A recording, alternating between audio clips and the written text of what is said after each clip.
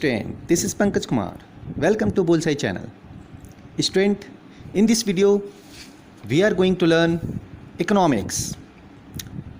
In economics, student, I am going to explain chapter 1, that is microeconomics.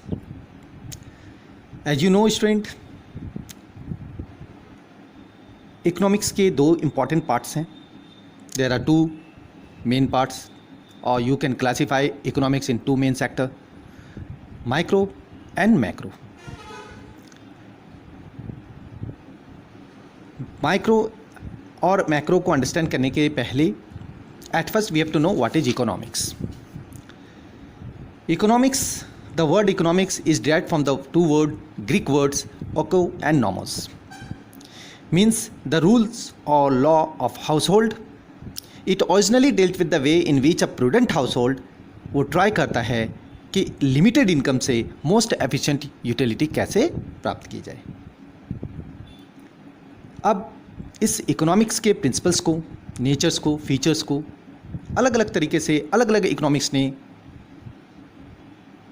Different way में definition देने की कोशिश की और उन लोगों ने अपने अपने विचारों के अनुसार, अपने अपने थीसिस के अनुसार और ऑब्जर्वेशन के आधार पर लॉजिकली और एथिकली डिफाइन किया है. फॉर एग्जाम्पल, इकोनॉमिक्स के फादर को हम लोग जानते हैं, as we know that Adam Smith को इकोनॉमिक्स के फादर बोला गया है. तो डेफिनेशन के तौर पे हम लोग ये बोल सकते हैं, one by one I am going to explain कि किस इकोनॉमिक्स ने किस आधार पे इकोनॉमिक्स को डिफाइन किया है. जनरली इकोनॉमिक्स कंसर्न होता है not just how a nation allocates a various uses in scarce productivity resource. It deals with the process, it deals with the money.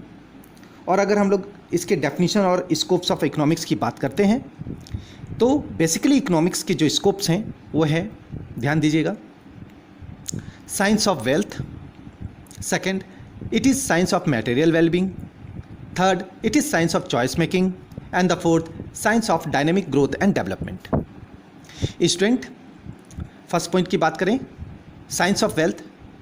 तो साइंस ऑफ वेल्थ जो है वो actually it is defined by Adam Smith, who is also known as I told you a little while ago, that Adam Smith is the father of economics.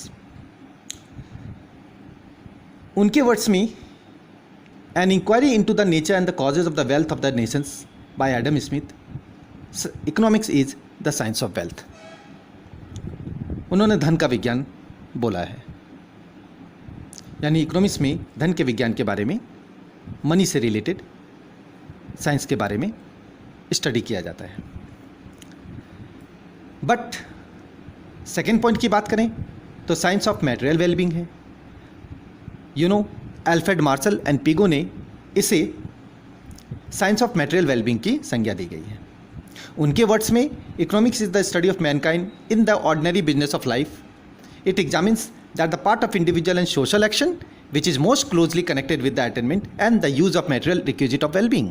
Thus, it is on the one side a study of wealth. एक side उन्होंने इसे study of wealth कहा, तो दूसरी side उन्होंने इसे more important than the side of the study of man कहा, जहाँ मटेरियल वेलबींग के बारे में डिस्कशन किया जाता है. अगर कुछ और नेचर के बारे में बात करें तो it is the science of choice making, as well as आप बोल सकते हो the science of dynamic growth and development, which is emphasized if the positive aspects of science, then it is defined by Professor Robbins.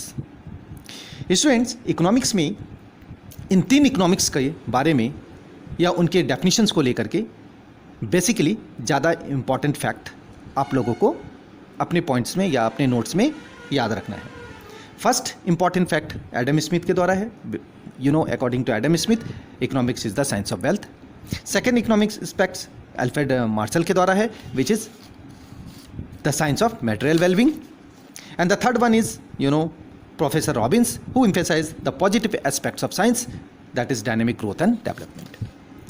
तो इस तरह से जहाँ Alfred Marshall और AC पिगो ने इकोनॉमिक्स को साइंस ऑफ मटेरियल वेलबींग, वहीं Paul समिल्सन ने और प्रोफेसर रॉबिन्स ने उसे science of dynamic growth and development से डेफिनेशन को डिफाइन करने का कोशिश किया है, इकोनॉमिक्स के बारे में स्टडी करने का सेक्शंस या इकोनॉमिक्स के विज्ञान को समझाने का प्रयास किया है। अगर हम बात करें साइंस ऑफ चॉइस मेकिंग, तो ये जो इकोनॉमिक्स है, it is the science which studies human behaviour as a relationship between ends and the scarce means which have alternative uses. अब इस पॉइंट की चर्चा करते हैं कि साइंस इकोनॉमिक्स जो है वो किस तरह से चॉइस मेकिंग है। हम लोग जानते हैं कि इकोनॉमिक्स को भी हम लोग साइंस की संज्ञा दे रहे हैं, क्योंकि as we know that wants are unlimited, आवश्यकताएं अनंत हैं। एक वांट फुलफिल होता है, दूसरा वांट अगेन डिजायरेबल हो जाता है। तो हर एक वांट्स की पूर्ति करना in the certain period of time possible भी नहीं है, क्योंकि जो भी कंज्यूमर्स हैं या इंडिविजुअल हैं वो अपने लिमिटेड इनकम से जो प्रायोरिटी बेस्ड डिज़ायर है उसको फुलफिल करता है, और बाद वाले जो भी रेस्ट डिज़ायर हैं जो उस समय with in limited income fulfil नहीं की जा सकती, वो उसको थोड़ी देर के लिए लैप्स कर देता है या नहीं चाहता है, फुलफिल नहीं कर पाता है। That's why it is depends on unlimited wants. It is also depends on scarce. यहाँ स्कार्स का मतलब है कि बहुत सारी ऐसी चीज़ें हैं जिसमें रिसोर्स पे डिपेंड करता है, it reference to the need, ज़रूरत पे डिपेंड करता है। अब ज़रूरतें कभी कभी फैमिली में बहुत सारी चीज़ें हो जाती हैं, बहुत सारी ज़रूरतें होती हैं, तो scarcity all around a fundamental economic challenge that वहाँ पे ये डिसाइड करना होता है कि कौन सी प्रायोरिटी यानी कौन सी नीड सबसे पहले ज़रूरी है, इसेंशियल है। तो फैमिली के जो भी कर्ता होते हैं वो सबसे पहले डिज़ायर ऑब्जेक्टिव या गोल को फुलफिल करते हैं, रेस्ट मैनर को सेकेंड टाइम के लिए छोड़ देते हैं। इसी तरह अल्टरनेटिव यूजेस पे भी डिपेंड करता है कि अगर यूज़र को या कंज्यूमर को ये मालूम है कि उसका अल्टरनेटिव यूज़ है, तो वो कोशिश करता है कि अपने लिमिटेड इनकम में अल्टरनेट यूज़ को किस तरीके से अचीव करे। इकोनॉमिक्स हमारे डे टू डे लाइफ से जुड़ा होता है। इकोनॉमिक्स हमारे वांट्स, नीड, प्रायर यूटिलिटीज़, इन सभी चीज़ों पर एम्फेसिस डालता है और हमें यह बताता है कि किस तरह से हमें डील करना है। दैट्स वाई ये एक पॉजिटिव साइंस है। अगर आप नेचर की बात करें तो नेचर ऑफ इकोनॉमिक्स को हम लोग पॉजिटिव साइंस या नॉर्मेटिव साइंस भी बोल सकते हैं। अब बात करते हैं पॉजिटिव साइंस में। It has already been indicated that economics is a science. As regards the nature of science there is school of thoughts which says that economics should confine itself a pure science so that it may not indulge a value judgement. यानी professor Robbins के अनुसार ये एक positive aspects of science है, where as martial और पीगो के अनुसार इसे इथिकल एस्पेक्ट्स ऑफ साइंस यानी नॉर्मेटिव साइंस की संज्ञा दी जाती है। क्योंकि अगर इसके अदर नेचर की बात करें तो economics is the science of dynamic growth and development, जिसको पॉल एस सैमुएल्सन ने भी डिफाइन किया है कि economics is the study of how man and society choose, कि इकोनॉमिक्स में मैन और सोसाइटी चूज करता है विथ और without the use of money, कि हम कम से कम अपने लिमिटेड इनकम को किस तरह से यूज कर सके जिससे मैक्सिमम सेटिस्फैक्शन हो। So to employ scarce productive resources which could have alternative uses, और वो अल्टरनेटिव यूजेज पे because the wants are unlimited, that's why alternative use को चूज करता है to produce various commodities over time and distribute them और consumption now in the future amongst various people and groups of society.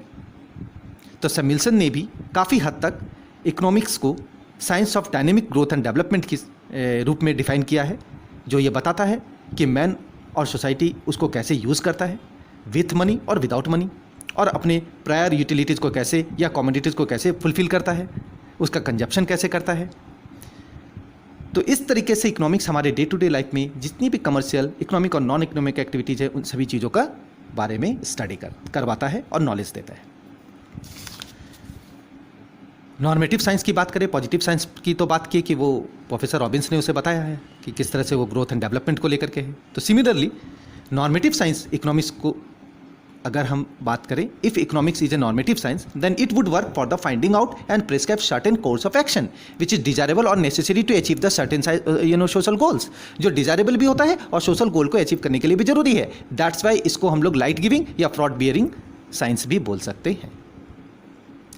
अब student बात करते हैं methods of study, और दो चीज़ों को मैं क्लियर करूंगा आपके इस वीडियो में। वीडियो के अंत तक हमें बने रहिए एंड मेरे वर्ड्स को केयरफुली सुनिए। You can understand the first chapter easily. And there important facts. अब बात करते हैं माइक्रो एंड मैक्रो इकोनॉमिक्स के। मैंने आपको बताया कि माइक्रो इकोनॉमिक्स जो है वो क्या क्या डील करता है। माइक्रो इकोनॉमिक डील्स करता है जो इकोनॉमिक्स के स्टडी को इस तरह से कवर करता है जिसमें हम लोग product pricing, consumers behaviour, factor pricing, study of firms, locations, demand, supply, market status, market revenues, इन सभी चीज़ों के बारे में स्टडी करने को हम लोग माइक्रो इकोनॉमिक्स के अंतर्गत स्टडी करते हैं। यानी आप बोल सकते हो कि micro economics deals with the product price, consumers behaviour, factors pricing, study of firms, location of industry, market revenues, etcetera etcetera. Whereas macroeconomics deals with the national income and their output, general price level, balance of trade and payments, external values of money, saving and investment, budget, employment, etc. etc. आप ये भी बोल सकते हो macro जो है it is the study of economics which deals in the world context, and the micro from a national angle it becomes macro when it is in the form of a regional angle. So what is macro from national standard point is micro in the world context, whereas similarly what is micro from a national angle becomes macro in a regional angle. अगर कोई micro economics की चीज़ धीरे धीरे regional होती है और domestic से वो वर्ल्ड वाइड होती है तो सीधे मैक्रो की संज्ञा में चली जाती है। तो ये कुछ कंफ्यूज कॉन्टेक्स्ट हैं, टर्म हैं जिसे हम लोग धीरे धीरे स्टडी करेंगे। क्योंकि ये चैप्टर 1 है, इसमें माइक्रो इकोनॉमिक्स से रिलेटेड टर्म्स को ज़्यादा पढ़ेंगे। जब हम लोग मैक्रो के बारे में स्टडी करेंगे then obviously I will explain rest of the term. Now इसमें 2 इंपॉर्टेंट फैक्ट्स और हैं मेथड्स ऑफ स्टडी, जिसमें 2 मेथड हैं student, deductive method and inductive method. Deductive method क्या करता है कि this method of reasoning tries to deduce conclusions from certain fundamental assumptions और accepted axioms truth established and handed down for the generation to generation. ये एक logical concept है, hypothetical concept है, abstract concept है जो it is based on the abstract reasoning and actual fact पे depend करता है। जैसे मान लीजिए वी कैन डिड्यूस और accept rationality of a man, of a person who sell buy cheap and sell dear, but he may not be succeed in the absence of proper knowledge about market condition। हम लोग ये बोल सकते हैं कि deductive method में हम लोग उसके रैशनलिटी के आधार पर ये डिफाइन नहीं कर सकते कि मार्केटिंग कंडीशन क्या है, या economical knowledge, proper economic knowledge को डिफाइन नहीं कर सकते, क्योंकि वहाँ पर कोई ऑब्जर्वेशन नहीं हो रहा है, ना ही कोई एनालाइजेशन हो रहा है। बट इंडक्टिव मेथड में क्या होता है, ये ऐसा कंक्लूजन है जो डिपेंड करता है on the basis of collection and analysis of facts. Inquiry के आधार पे होता है, एनालाइजेशन के आधार पे होता है, ऑब्जर्वेशन के आधार पे होता है। So this logic in this case proceed from the particular for the general, and generalization are based on observation of individual instance, then this is known as inductive method. वो मेथड जिसमें economics के different factors को collection के आधार पर, analysation के आधार पर, ऑब्जर्वेशन के आधार पर, इंक्वायरी के आधार पर करते हैं, वो इंडक्टिव मेथड है। और अगर without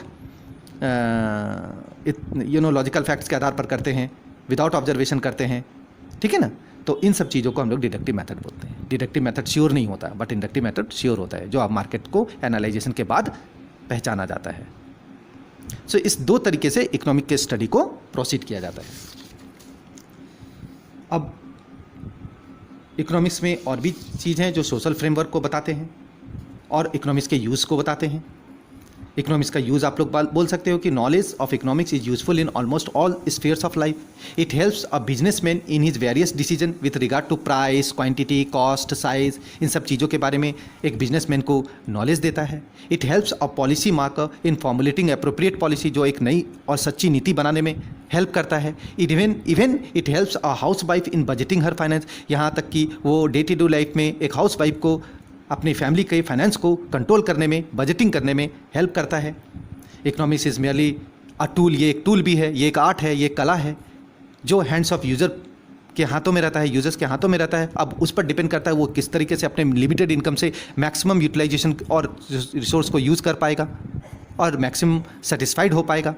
it does not furnish a body of the set. ये केवल सिद्धांत नहीं है, बल्कि ये प्रॉब्लम सॉल्यूशन का एक डीप स्टडी है।